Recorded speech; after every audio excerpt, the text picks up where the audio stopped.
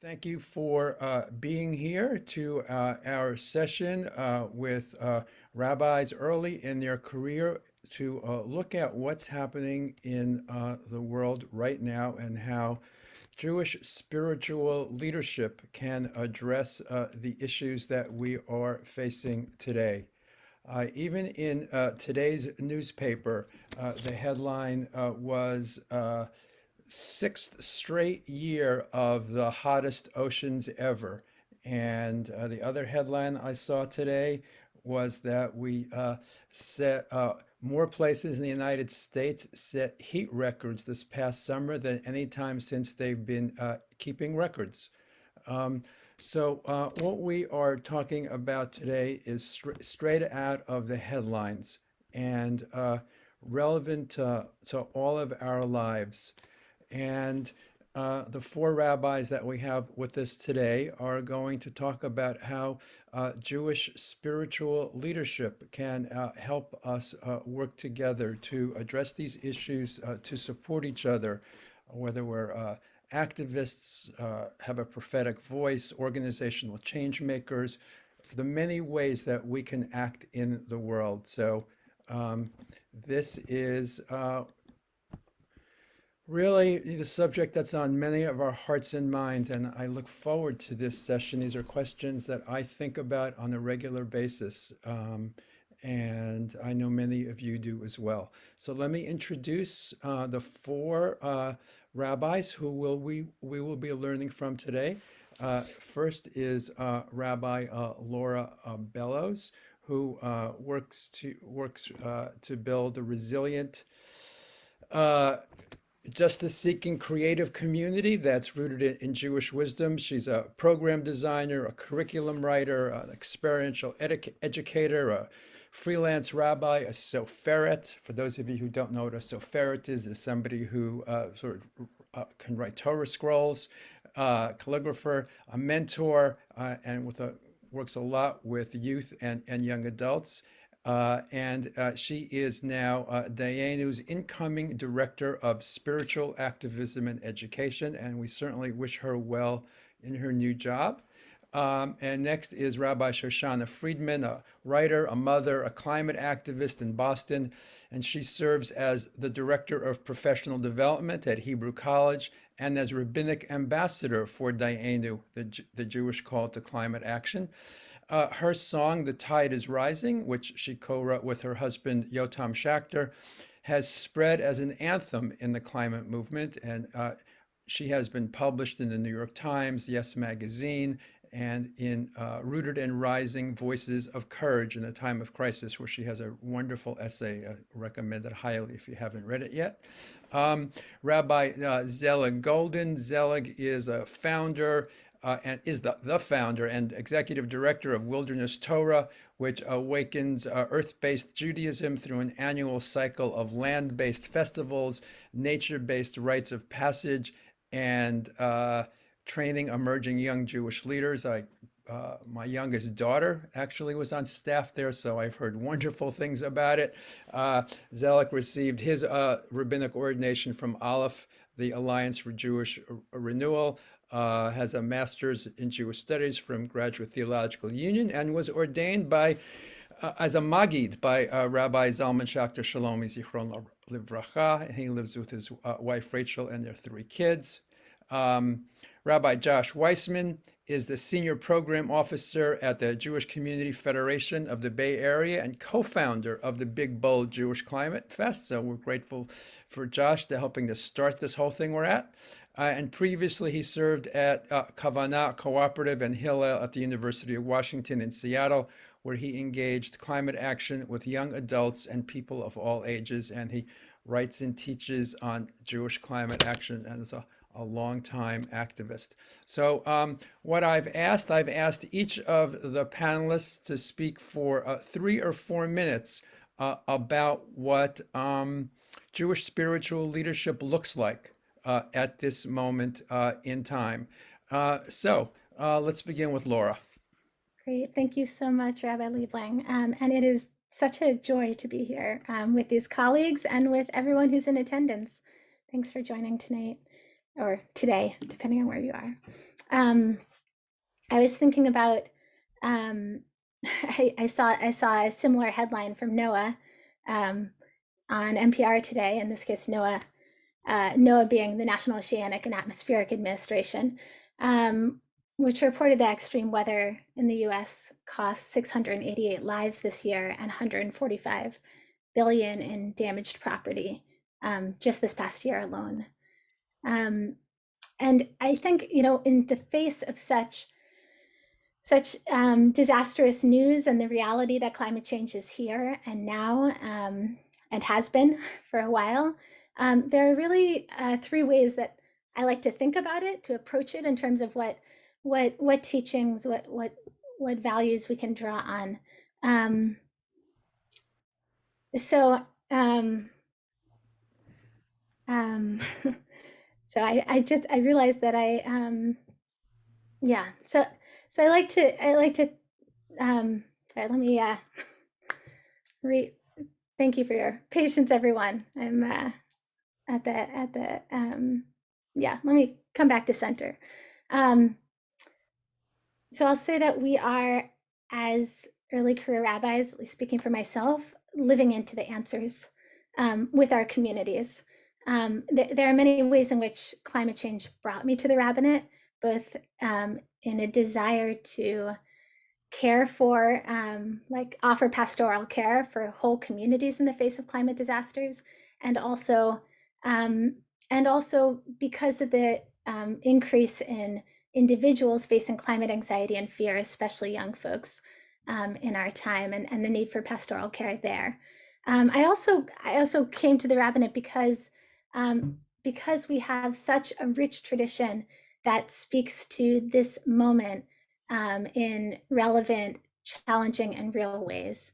I think a text I've been turning to recently is one from Masachet Yevamot, from a section of Talmud 121a. It's a story about Rabban Gamliel.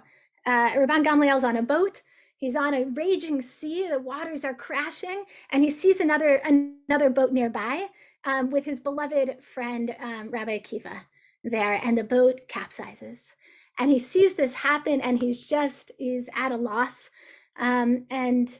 Eventually his boat makes it to shore, and he's mourning the inevitable death of his friend, and he's walking along the shore, and there's Rabbi Akiva sitting there.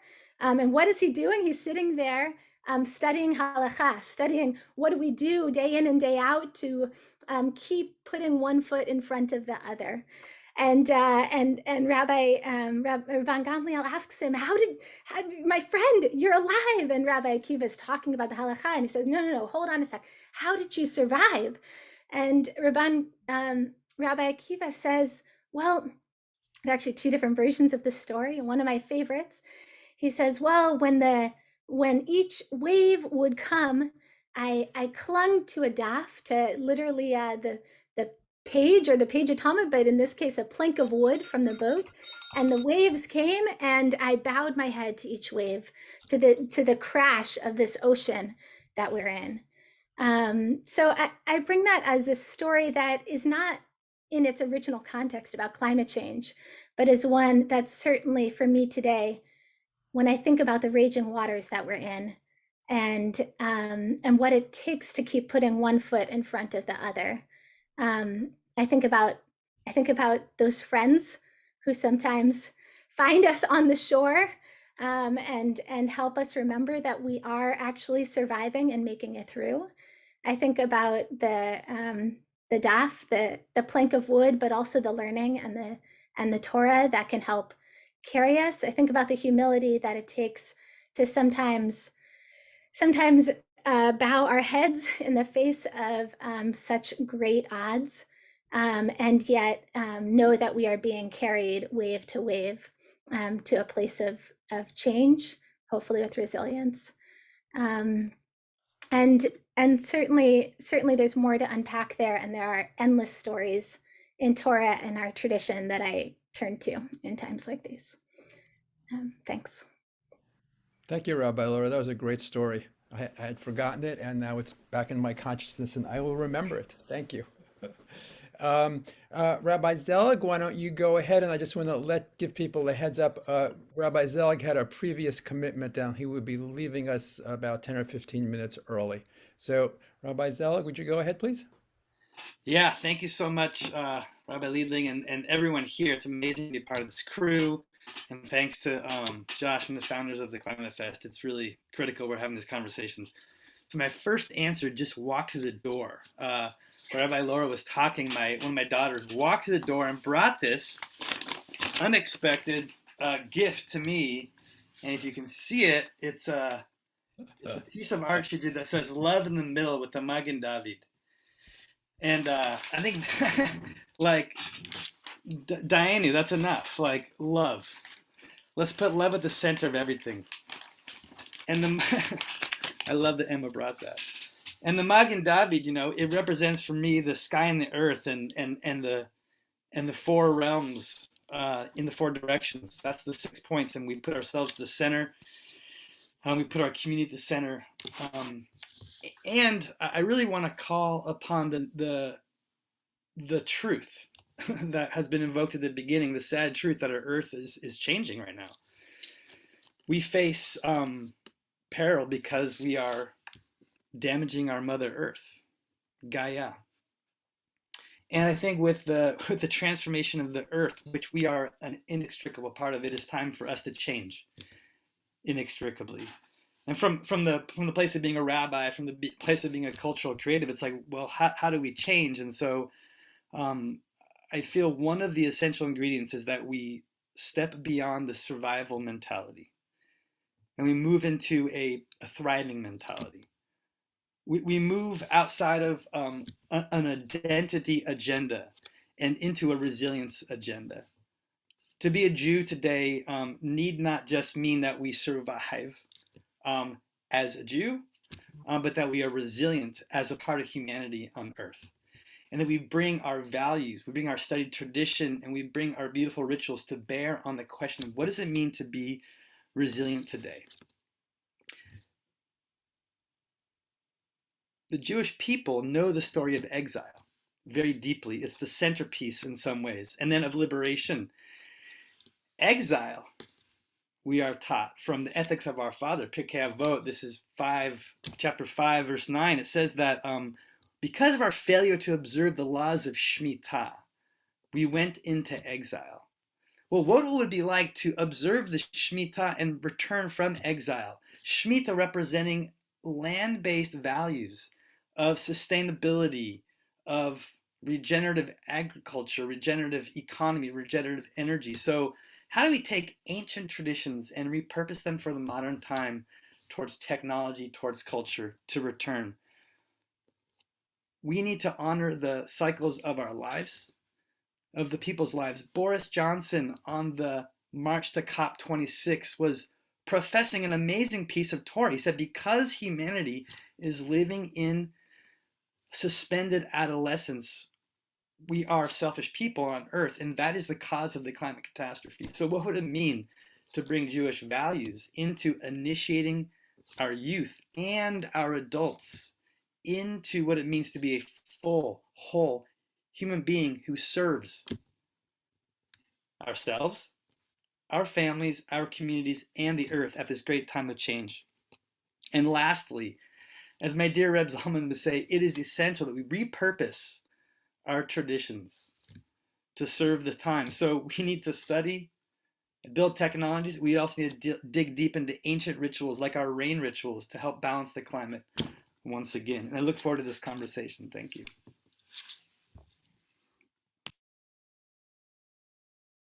Reb Liebling, you need to unmute yourself. Thank you.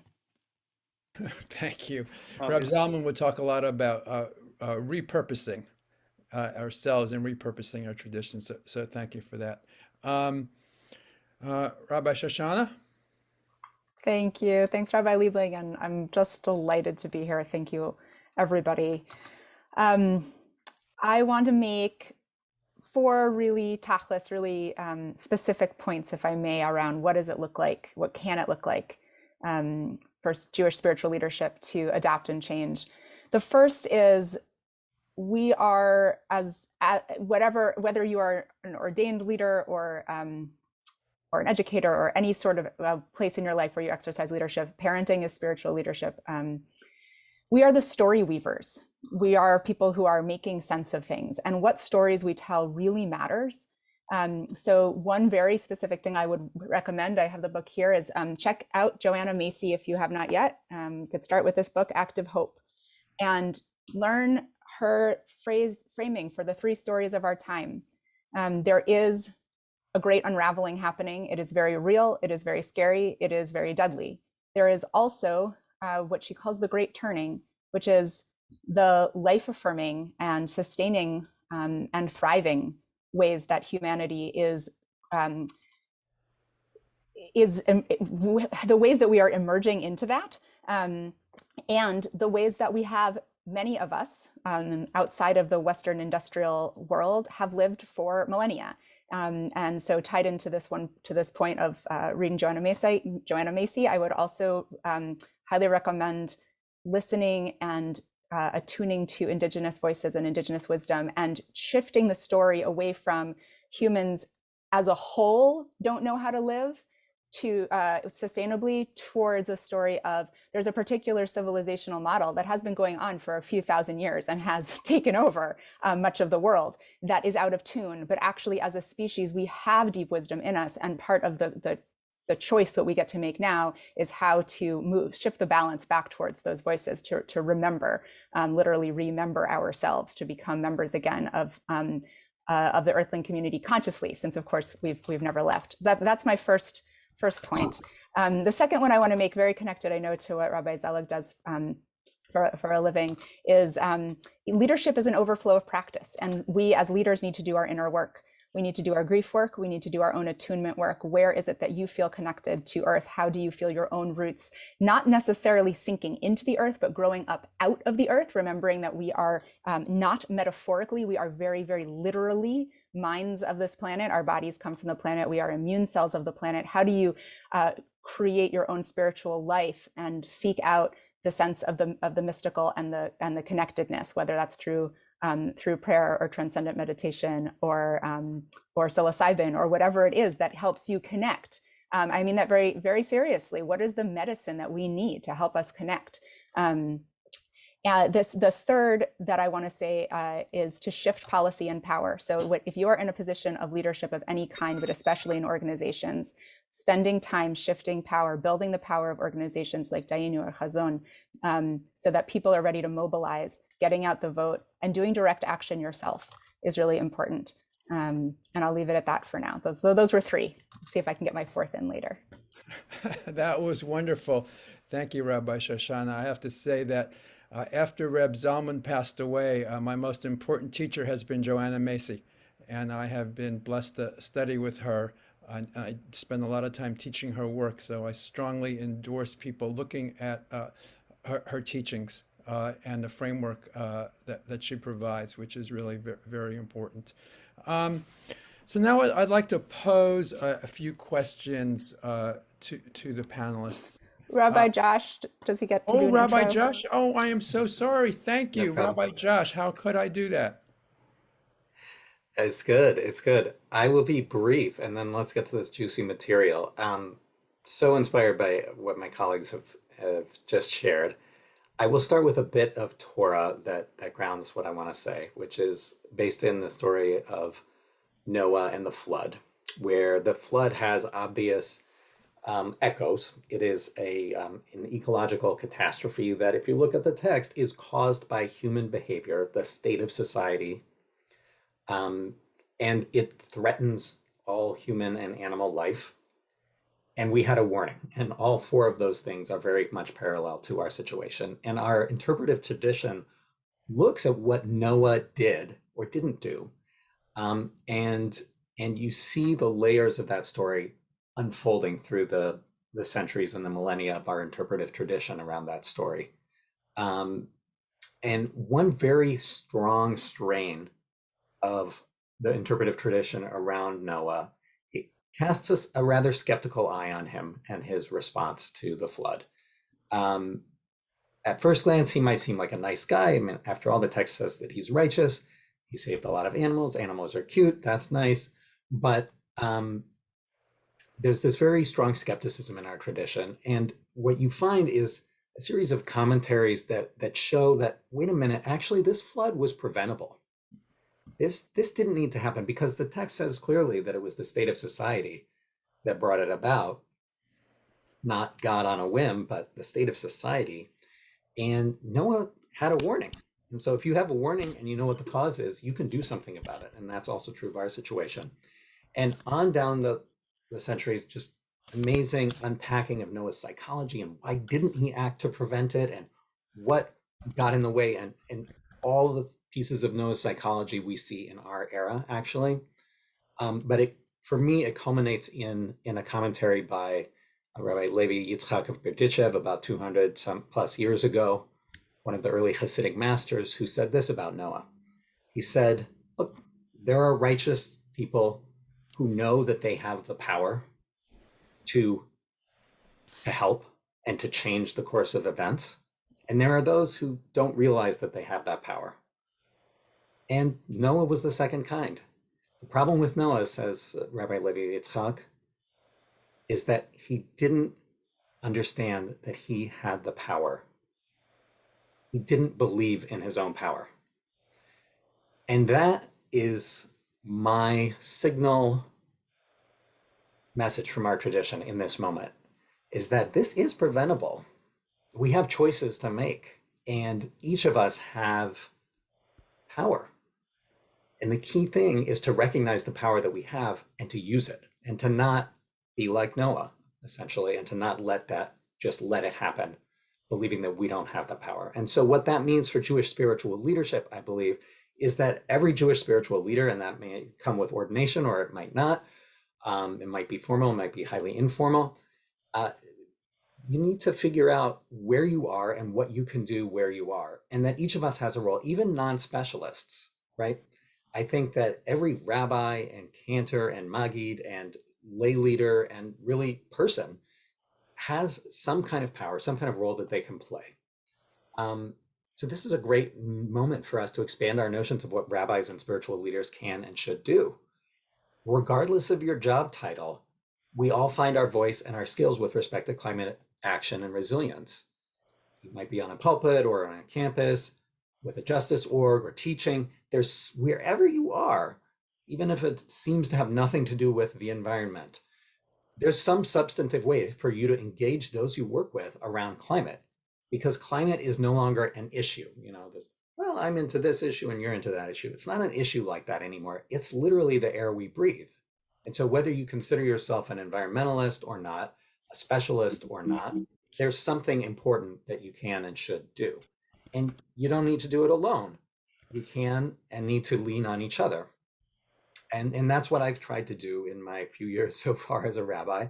I've been in an innovative Jewish community setting. I've been on a campus, and now I'm at a federation. And in each place, I've opened up conversations about Jewish climate action, and I've found that people are very eager, wherever I am, very eager to engage around it. We just need to open the conversation. So that's my hope for today, is that folks who are in the conversation, folks who are listening in, will find their own role and their own power to do what you can. Thanks, Rabbi Josh. Thank you. I hadn't heard that teaching before by Levi Yitzhak, so I will take that with me. That's great. So I'm going to pose a couple of some questions, and I think the way I'd like to do it is I will ask a question, and then two people can respond, and then I'll pose another question, and the two people who didn't respond to the first will respond to the second, and we'll go that way. Okay, so the first question is, we know what the dangers are, and scientists keep telling us the dangers for the planet of what's going on because of global warming and other ecological issues. And given the paralysis of the political system that is now dominated by large corporations and held hostage in many ways by right-wing groups, we are headed for ecological destruction and different forms of crises, whether that's going to be a food crisis, political crisis, more pandemics, but we are going to be facing a series of crises. What are the values and teachings of Judaism that guide our response right now? What is important to try to preserve, and how do we preserve it? And whichever two people, Rabbi Shoshanna? I just want to jump in because I'm gonna do a Torah domino with Rabbi Josh's words. So I love that teaching by Rabbi Levi Yitzchak of Berdichev. Noah was small in his own eyes. I want to now link that to what our tradition says about Abraham, because this is some of the most concretely useful Torah for me spiritually that I have ever found around climate change. The Zohar Khadas, which was essentially, think of it as the Zohar, comes and teaches this. It teaches Noah came, I'm not reading, I'm just going to remember so I don't have to pull it up. So Noah comes out of the ark and sees the world completely destroyed and cries and says, God, how could you do this to your world? And God says, now you ask me? And when I told you that all flesh will end, you went into the house of study. You didn't do anything once you knew that you and your family would be saved. And Noah did nothing. And then the Zohar Khadas doesn't stop there. It says, but in contrast to that, Abraham stood before God in the story of Sodom and Gomorrah and prayed and pleaded with God to save the wicked people of that city. And our tradition, as I know Rabbi Josh was alluding to in the teaching about Noah, often contrasts these two men. There's Noah's response, which is to do nothing because of his sense of smallness or whatever it is. There's Abraham's response, which is to literally stand up to God and say, shall the judge of all the earth not do justice? But here's what I want to say, and this is what's so important. And there was a question in the chat about this. Abraham fails. Sodom and Gomorrah are destroyed. We could say whether he fails or not. He succeeded in getting God to bargain, right? But there weren't 10 righteous people in those cities. And so the cities are destroyed. And yet our tradition comes and says very clearly that we are to be Abraham and not Noah. That we are to speak up against destruction no matter the odds. No matter the odds, no matter the odds. And that is what I am preaching as much as I can when I get to be rabbinic ambassador for Dayenu, because absolutely we had the power 20 years ago, even 10 years ago, and that power is dwindling to make a dent in the parts per million. But on the scientific front, every 1/10 of a degree matters. I always want to make sure that that gets out there. Every 1/10 of a degree matters. So we are going to keep fighting, even for the, for the actual wins. But on a spiritual front, it matters to fight no matter what the odds are. Thank you, Rabbi Shoshanna. That was great Torah. I really appreciate it. And I will use it. Who else would like to respond?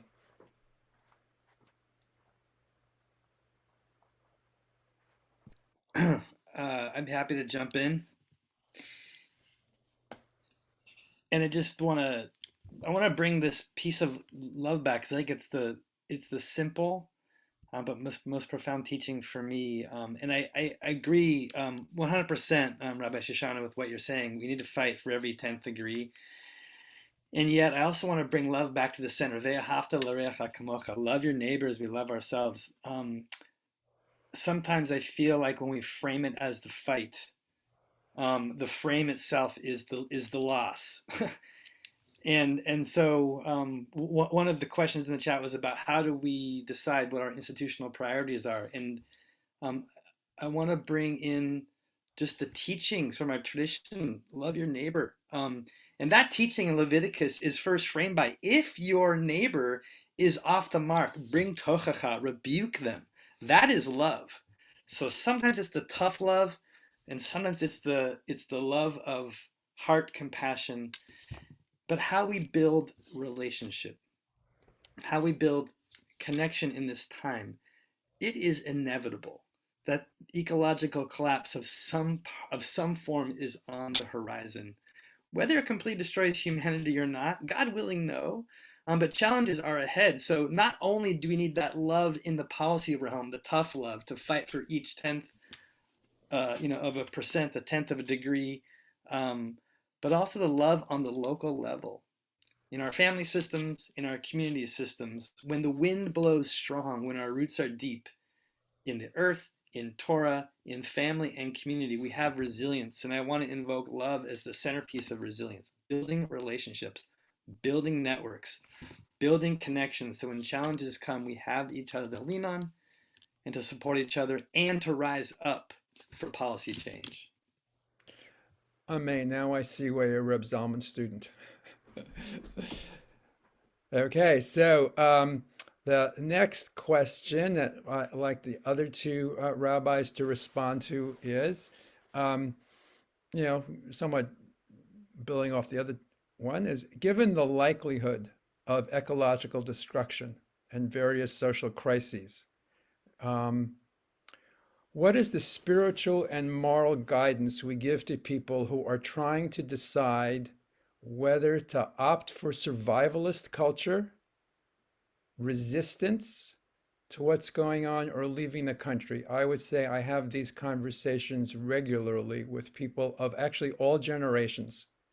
It's a long Jewish tradition to leave places for survival reasons, right? So as you counsel people who are struggling with this, what do you say?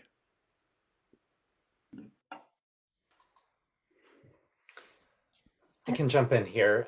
This is heavy stuff, and it's good to be in it in community with colleagues and friends, and to be reminded of all this Torah and all these spiritual values that are already being spoken into our space tonight. But it's heavy stuff, so we need all of this. When you're talking about that kind of level of disruption and maybe collapse, it's scary. And in that context, I think it's important to remember just how much Judaism has survived. And that reassures me, and it also suggests to me that we might have something to offer others.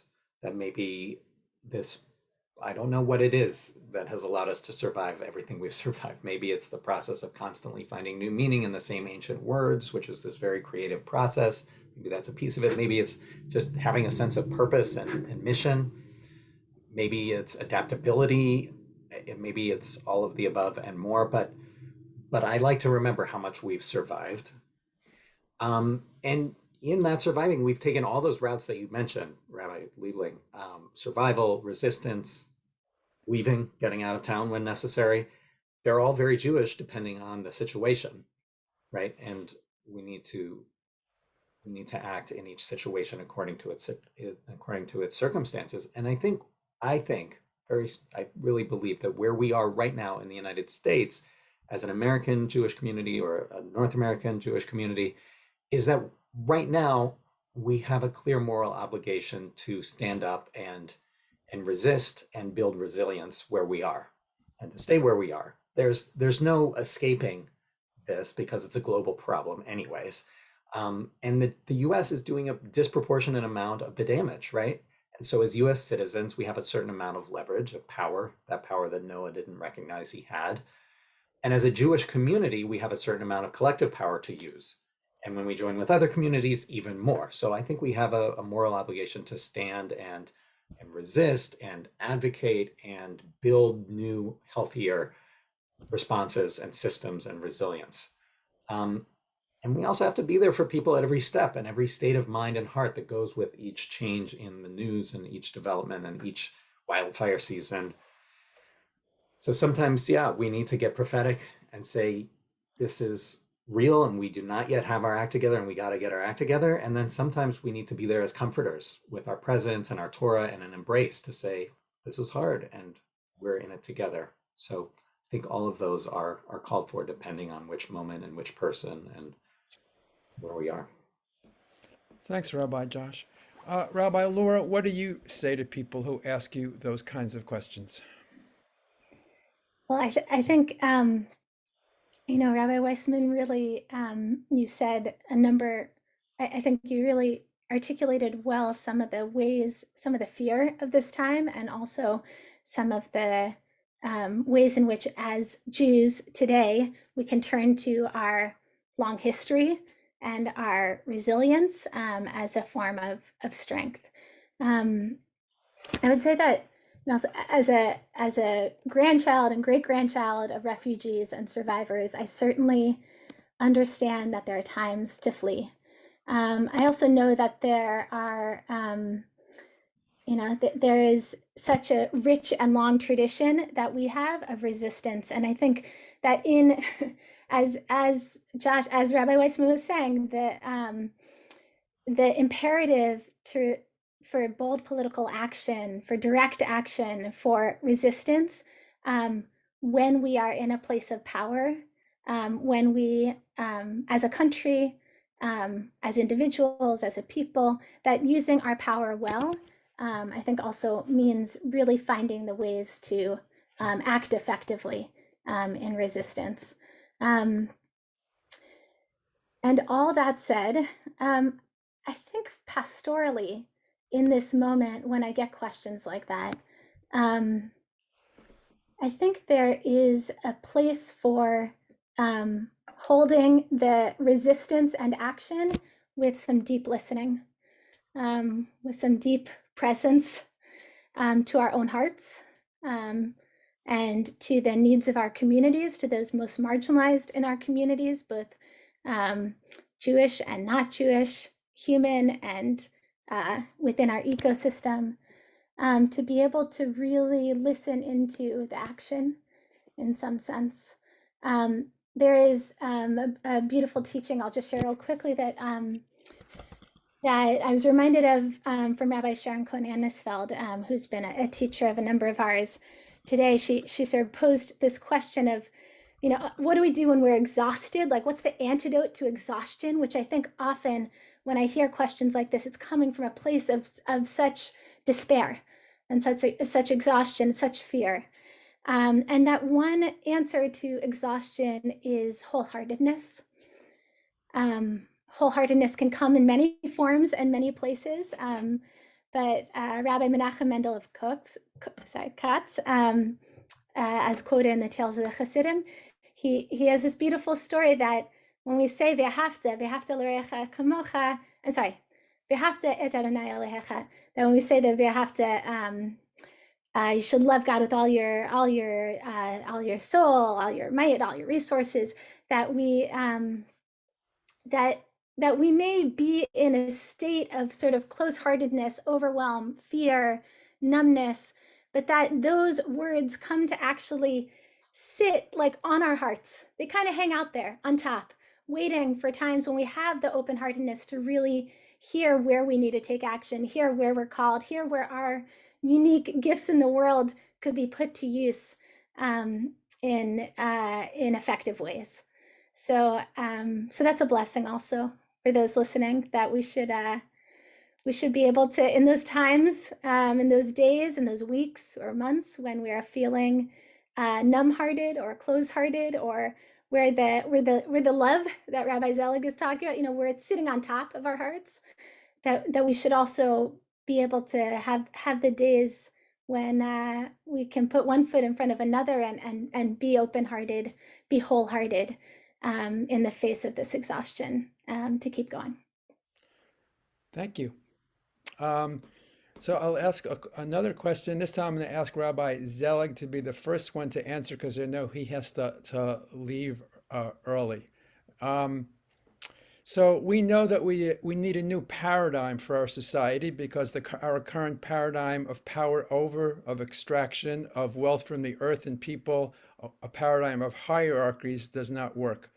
So how does current Jewish spiritual leadership help create a new paradigm that is one of cooperation with all living beings, cooperation with the earth, a paradigm that empowers each of us to act on behalf of life? And Rabbi Zelig, you can kick us off, and then somebody else can jump in. Oy, such a great question. And our Rebbe, Rabbi Zalman Schachter Shalom Zichron Livracha, this was his one of his main Torahs, really saying that we are moving from one paradigm to the other.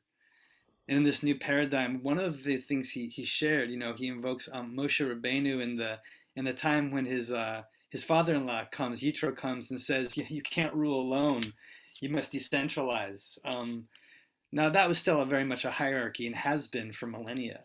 And the time we're in now, as Rabbi Zalman shares, it's no longer the time of like the Rebbe or the leader, but it's the time of decentralizing and creating circles of leadership. In the Buddhist community, they say it's no longer the time of the Buddha, it's the time of the Sangha. It's no longer the time of the Rebbe, it's the Kahal. So how do we decentralize leadership? It's also the time when those who have been on the margins must be invited into the center of the conversation. So this is a time of moving out of dialectic, right and wrong, and into unity consciousness. That is the paradigm shift. It is a massive change, and we see it in the generations that are coming up. So younger leaders, they embody this. So part of this is just holding off the damage until the new leadership can step in, while at this moment really cultivating collective ways of running small organizations, collective ways of making big decisions, and collective ways of including all the voices that have been excluded in our very difficult history. And with that, I'm so sorry to have to go, but I have to leave for another previously scheduled engagement. Thank you. Thank you for your voices. Thank you for your leadership, Josh, in creating this conference. And thank you for the rabbis here. I'm going to reach out to y'all individually and talk more. Blessings on a beautiful conversation. Lihitraot. Thank you, Rabbi Zelig. Anybody else want to jump in on that question? Yeah, I can, and if others have something as well. I think that in very simple terms, I think what Judaism and probably all world religions have to offer on the paradigm shift that we need to undertake right now is recognizing that it ain't ours. Like this earth, we didn't make this earth. And you can say, you can reference the creation story and you can say, well, God made it instead, or the Big Bang, or whatever kind of cosmology you want to apply. Any cosmology that you look to, whether it's religious or scientific or any variation thereof, is going to say, in the end, it ain't ours. We didn't make this earth, and it's not ours to destroy. There's a great discussion that I was just teaching about last night at Urban Adamah here in Berkeley, in the Talmud, where they juxtapose these two passages from Psalms. One that says the earth and all it contains is God's, and the other verse says the heavens are God's and the earth God has given over to humankind. And they ask, well, which is it? Those seem to be contradictory. And again, through that chain of interpretation, what you get is a very clear answer that in a sense they're both true, but the verse that says that God has given it to us only applies when we're grateful for it, when we treat it right, when we follow the rules that apply to it, like Shemitah year, like holding it lightly, and that it's just a conditional gift. It's on loan under very strict conditions. It's not ours. We didn't build it. We didn't make it. And we have to hold it lightly. And I think that's the fundamental shift that we need to, we wouldn't have gotten into this problem if we had that mentality all along. It's fundamentally a problem of believing that it's ours to exploit and to extract from and to mess up. Whereas I think we really need to change how we relate to the entire planet that has given us life and approach it with gratitude and humility and release. Thanks, Rabbi Josh. I want to switch slightly here. So we know that in times of disaster, in times of crisis, in times of political collapse, social collapse at times, people who are privileged have a much greater chance of survival. The majority of the American Jewish community, not everyone, but the majority of the American Jewish community falls into the privileged category. And the community as a whole clearly has many resources, the Jewish institutions. So what is our responsibility to less privileged people in the world? What is our responsibility to less privileged people in our own community, to America as a whole, to the world as a whole? So what are What is the responsibility of the Jewish community? I'm happy to jump in here. I think I'm sure I speak for others on this call when I say it's essential. When I say that the climate work is is fundamentally work of love for our fellow humans and love for our planet and for ourselves. And it is also work that must be done in solidarity, must be done with the voices of those most affected and and those are the voices of people who are often have the least power or are most marginalized in our societies at the center. So those voices, those needs need to be centered, but in a way that I mentioned listening a little while ago. I think we have gone through many evolutions in terms of environmental and climate movements in the time that I've been involved, and historically, the environmental movement has been overwhelmingly white, and I would say our climate movement must be ever increasingly fundamentally intersectional. We must be working with people who are really on the front lines of climate change in order to work in solidarity and affect bold political action.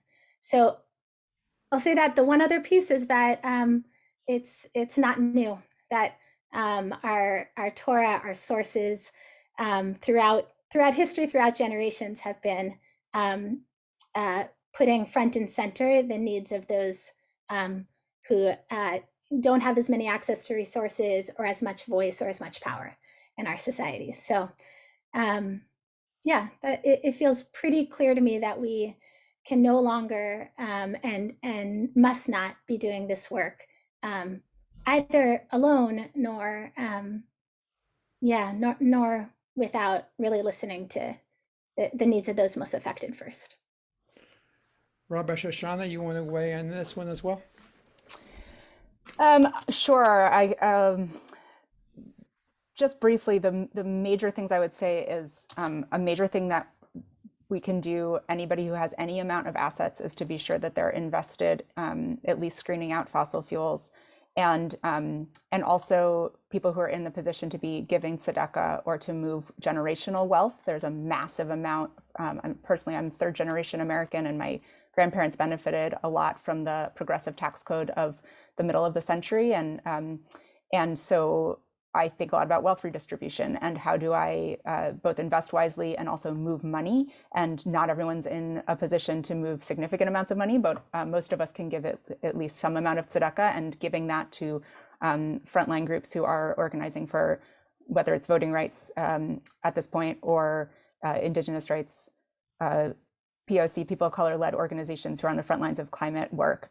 Really thinking about where your money is one thing, especially for people who don't have a lot of time or can't take risks in the streets, whether it's from the pandemic or raising young kids or health or whatever it is. The other thing I would say is to really be listening to those voices. And so do your best to do the research where you live, what are the organizations that are most active, whether there's a Blockadia campaign going on to block new fossil fuel infrastructure. Often those campaigns are being led by the people most impacted, and often those are the most marginalized communities. So listening to them and asking what can we do to show up and help instead of swooping in to just do whatever you think is best is obviously a great organizing move. And then working like heck, and I promised I would say this on this call, at this point, climate is the thing that I've been passionate about always, front and foremost, since I was a little kid, and we knew about this. But our democracy is going to have to take precedence for the next possibly at least months and possibly longer. And if we don't have a functioning democracy, we can't get any major policy changes going. So being very, very serious, especially if you're in swing states, to be keeping an eye on what's going on with state legislatures, with attorney general races, with secretary of state, getting out the vote for people who will keep elections actually working and democratic. That's going to be hugely key, both for the voices of those who are most marginalized and for the functioning of our country as a whole. Thank you, Rabbi Shoshanna. Those words are absolutely true. This might end up to be the last question, so I'll have all three of you have a go at it, looking at the time. So one of the few things that many kinds of Jews have in common is the holiday cycle, excuse me. And though we may observe it differently, we do observe it, and it's the one thing that is in the forefront of Jewish consciousness for many people. And just I know that right now the Shalom Center and Rabbi Arthur Waskow have organized something called the Exodus Alliance, using the Passover holiday, which is right during Holy Week this year, and at a time of Ramadan as well. So welcoming other faith traditions to work with us as well.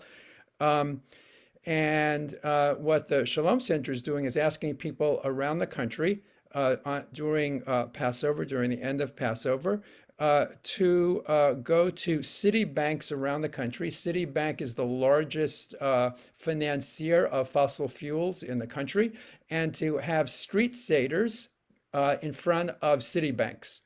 And to do that as many Citibank branches in the country as possible. And the Shalom Center is developing those things. So I just would like the three of you, in the time we have remaining, to comment on either how we use the holiday cycle to bring about, to work for social justice and climate justice, or this particular effort to use Pesach this year, particularly working with other faith traditions, inviting them in to have seders, street seders in front of city banks. All three of you, please jump in. Right on. Now we use every resource we have at our disposal, for sure, in this effort. It's all in, and the holidays are an amazing resource in this moment of climate peril and resilience. My basic answer to this is that every holiday is a climate holiday. There is some way to understand and observe every Jewish holiday with an eye towards climate. And so I'm thrilled that the Shalom Center is doing this Exodus Alliance and harnessing the power of Passover to advance this work. I think whether it's Sukkot or Tu B'Shvat, where we've anchored the Climate Fest in the Jewish calendar, or Hanukkah has certain overtones and lessons to teach and inspiration to offer, or Pesach, Shavuot, they all have something, and the goal is to really find the resource in all life, in the entire Jewish calendar, in all of Torah, in our work, in our lives, in our hearts, in the landscapes around us, find inspiration and resource in everything. Specifically, I will say a word about Sukkot. Just this year, I was observing Sukkot here in our backyard in the East Bay, and it was lovely in all the ways that Sukkot is lovely. But by the end of the week, I actually had this thought: if more people either observed Sukkot or had this kind of Sukkot awareness that observing Sukkot gives to you, we would be out of this crisis, and we never would have gotten into it in the first place. Tying yourself to the earth, that ephemeral roof of leaves that reminds you of your fragility, reminds us all of our fragility, eating the bounty of the earth, uniting the four species of the lulav in our hands and bringing it from our heart to the four directions and up and down, uniting ourselves with all things in oneness, reminding ourselves of our connection to this living earth by holding it and gesturing in all its directions. That consciousness is enough. So the resources are everywhere. Thanks, Josh. Go ahead, Laura. Okay. That is, so I won't repeat what Rabbi Josh just said. Truly, there are climate teachings in each of the moments of our year cycle, as well as our life cycles, and our Torah cycle, all of those cycles, and returning to a place of connection, of love, of connection with the earth, of why we are doing what we're doing from a place of love, is one powerful motivator for action. There's the guilt and fear motivator, and then there's, guilt, fear, future generations, all of that. There's also really the importance of taking time to reconnect to some of the agricultural and ecological roots of these different holidays as a source of inspiration and motivation to continue doing this work to protect what we have and to advocate for a more resilient and for adaptation to the world that as it changes. I'll mention one of my favorite times a year real quick, which is that the time period between Passover and Shavuot of counting those 49 days of the Omer is a time of historically of food insecurity and of moving towards the security of knowing that we have a harvest to rely on come Shavuot. It is also a time in a contemporary context that we can really use as an opportunity for growth day by day and for counting our days. And it's something that I invite folks to check out. If you haven't counted the Omer before, check it out. Thank you, Rabbi. Rabbi Shoshanna, we have 1 minute. There's a great movie called How to Let Go of the World and Love All the Things the Climate Can't Change. And the climate can't change the moon, and the climate can't change the Earth's axis. And I find great strength in grounding myself in the holiday cycle and in the moon cycle, and teaching my young son, who is deeply connected to the Hebrew calendar at age 4, because that is going to maintain regardless of what happens to the seasons.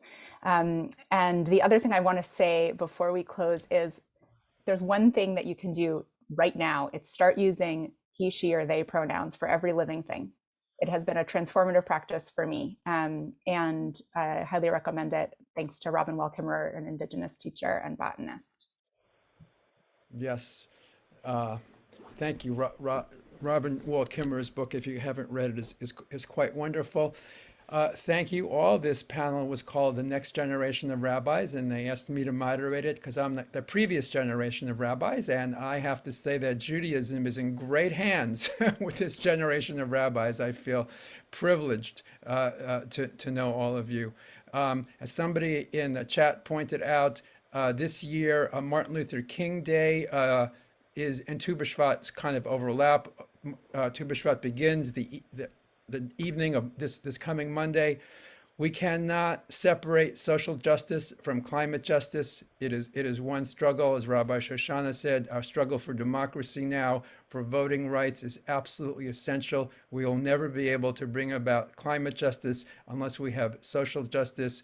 Racism has divided this country more than anything else, and all of our works around climate justice have to be cognizant of that. And Dr. King's birthday this year, coinciding with Tu B'Shvat, is a perfect time for us to recognize that it is one struggle.